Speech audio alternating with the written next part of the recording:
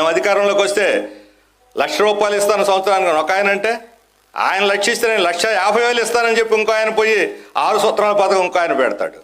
ఎవరి సొమ్ము అండి ఇది ఇవ్వటానికి? వాళ్ళ సొంత సొమ్ము ఏదో ఇస్తున్నట్టుగా లక్షలు.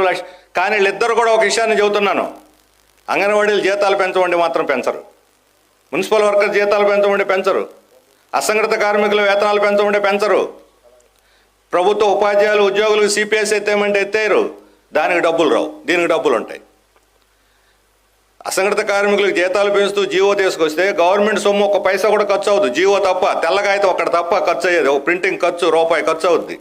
జీవో ఇస్తే పైసా ఖర్చు కాదు వాళ్ళకి ఖజానాలో. ఎందుకు ఇవ్వటం లేదు? కనీస వేతనం 26,000 ఉండాలని ఈరోజు కార్మికులు సమ్మెలు చేస్తున్నారు దేశం అంతా.